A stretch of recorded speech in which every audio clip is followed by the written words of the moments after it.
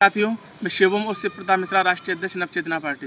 साथियों, बीते 13 जनवरी को विश्वविद्यालय अनुदान आयोग यूजीसी ने एक गजट नोटिफिकेशन जारी किया।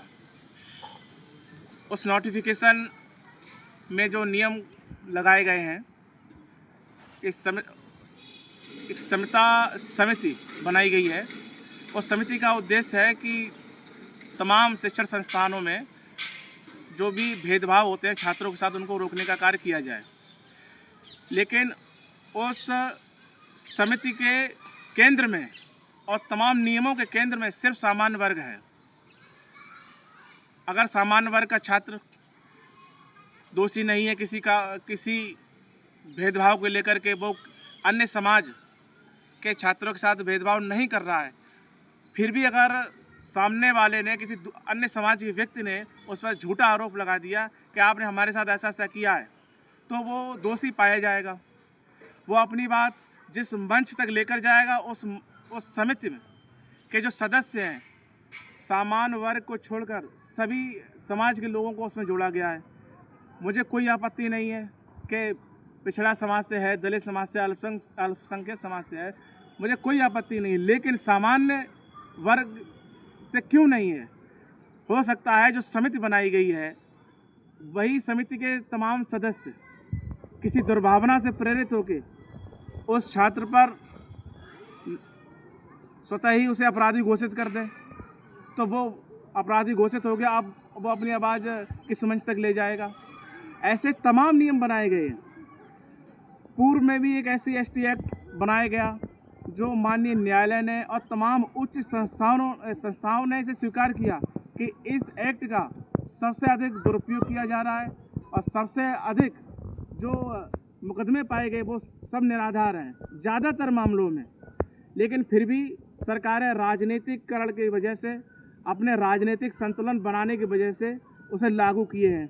उस सबसे ज़्यादा अगर कोई प्रभावित है तो सवर्ण समाज। ठीक उसी तरीके से ऐसा एक नया नियम आप लेकर के आए हैं और उस नियम के केंद्र में सिर्फ सामान्य वर्ग है। सामान्य वर्ग अपनी समस्या किस मंच तक लेकर जाएगा? आप उसे अपराधी घोषित कर देंगे, वो अपराधी हो गया। तमाम शिक्षण संस्थानों में वो शिक्षा के लिए जाएगा। कोई भी वैकेंसी आती है, सबसे अधिक भुगतान करता है तो सामान्य वर्ग का बच्चा करता है, सबसे अधिक संघर्ष करता है। मेरिट के तमाम, जब उसका चयन होगा तो मेरिट बनेगी, मेरिट में भी सबसे हाई मेरिट जाएगी सामान्य वर्ग की, वो उसमें भी संघर्ष करेगा। वो अपने जीवन में भी संघर्ष कर रहा है। तमाम संघर्षों के बाद भी आप उस पर झूठा मुकदमा लिखवा दो, कोई निराधार कृत्य बना करके दुर्भावना से प्रेरित होकर उसे अपराधी घोषित कर दो।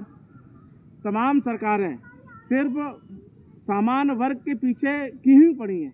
और मैं पूछना चाहता हूं कि जो सरकार में सामान्य वर्ग के नेतागण हैं, वो आखिर किस दिन का इंतजार कर रहे हैं? पूरा सवर्ण समाज, सामान्य वर्ग हाशिए पर आ गया है और उनकी आंखें आज तक नहीं खुली हैं। वो सिर्फ राजनीतिक कारणों से इन चीज़ों को देख रहे हैं। मैं पूछना चाहता हूं इन सरकारों से कि संघर्ष सिर्फ सर्व समाज के लोग करते हैं, कोई दिक्कत नहीं है। सामान्य वर्ग का बच्चा परीक्षा से लेकर के नियुक्ति होने तक सबसे अधिक संघर्षशील रहता है, वो सबसे अधिक परिश्रम करता है। उसके बाद भी उसे आप ऐसे नियम का कानून बना करके ज़बरदस्ती अपराधी घोषित कर रहे हैं, ये सरासर निंदनीय है। मेरी केंद्र सरकार से अपील है कि तत्काल प्रभाव से राष्ट्र हित में इस एक्ट में संशोधन किया जाए। मुझे कोई आपत्ति नहीं है कि जो समिति आपने बनाई है उसमें पिछड़ा वर्ग से हैं, अनुसूचित जात से हैं, जनजात से हैं, अल्पसंख्यक समाज से हैं, कोई दिक्कत नहीं है। सामान्य वर्ग का भी सदस्य उस समिति का होना चाहिए, अन्यथा की स्थिति में समाज में जाति संघर्ष बढ़ेगा और जाति दुर्भावना से प्रेरित होकर के तमाम लोग सिर्फ सामान्य वर्ग के छात्रों को टारगेट करेंगे।